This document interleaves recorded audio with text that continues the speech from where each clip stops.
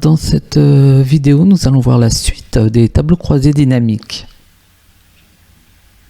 Alors si je reviens sur mon tableau, alors je vais refaire un petit zoom arrière. Et on va regarder un petit peu sur l'onglet Analyse du tableau croisé dynamique. On va voir au niveau des actions qu'on peut faire. Déjà, vous allez voir, vous pouvez, on va commencer par sélectionner le tableau croisé dynamique en entier.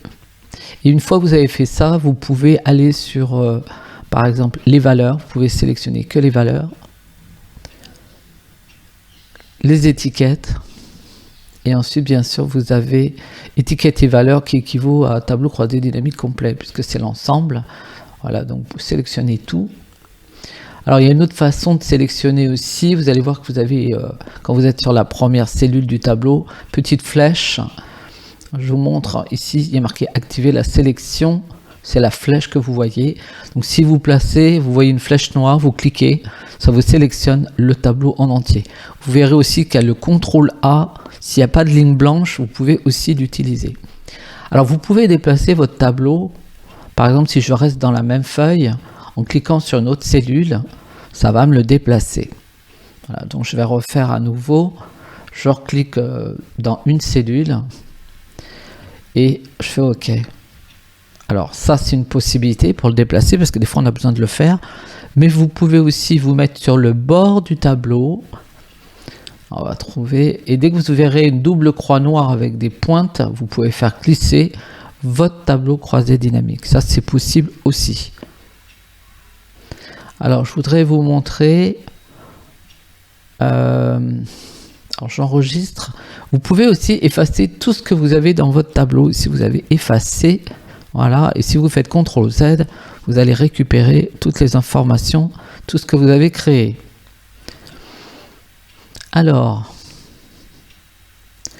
si je reviens dans ma base de données, qui est dans un mode tableau classique, on verra, donc il y a deux modes. Si je me positionne tout en bas, moi je vais rajouter deux lignes. Je viens de rejoindre l'équipe équipement et loisirs sur le mois de juin 2021, donc sur les 2 dernières semaines. Et donc je voudrais rajouter mon chiffre d'affaires, puisque là c'est le chiffre d'affaires des équipes.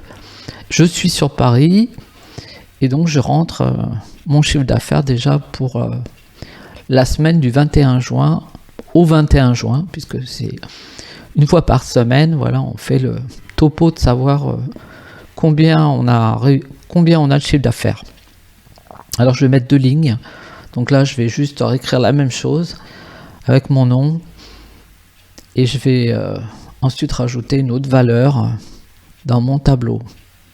Alors je suis en mode classique, ça c'est très important parce qu'on verra qu'on peut travailler aussi en mode tableau au niveau des tableaux croisés dynamiques et on verra que c'est plus pratique.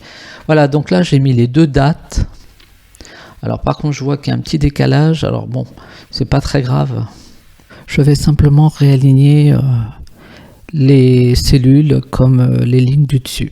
Voilà.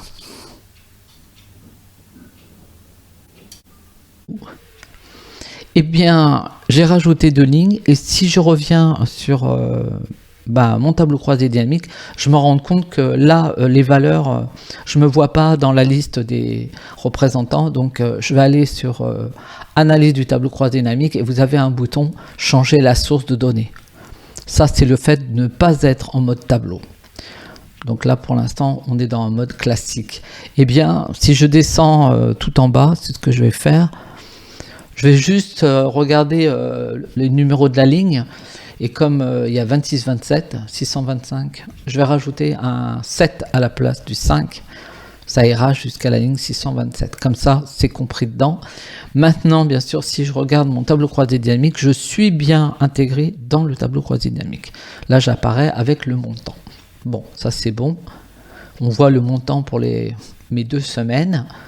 Et donc si je reviens sur la base et je me suis trompé, en fait je me dis, voilà, ça correspond donc, alors je voulais vous montrer que le chiffre d'affaires des ventes, c'est basé sur une somme. Par défaut, c'est l'addition de l'ensemble des ventes.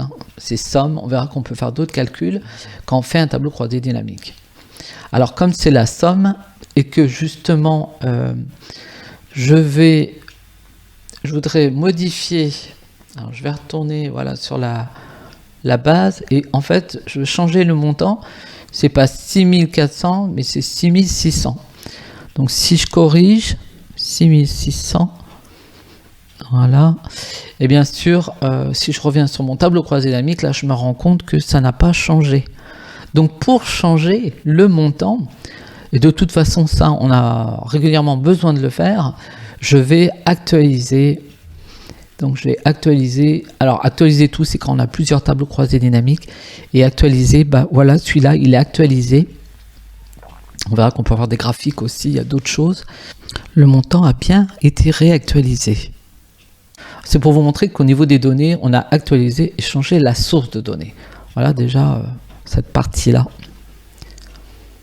Alors je vais vous montrer juste les options pour terminer. En fait, je voudrais fusionner, centrer les cellules avec les étiquettes. On va voir qu'on va centrer les étiquettes automatiquement. Et je vais décocher, ajuster automatiquement la largeur des colonnes lors de la mise à jour. Parce que justement, si vous faites des mises à jour, vous allez voir que vos colonnes bougent ensuite. Voilà pour cette vidéo.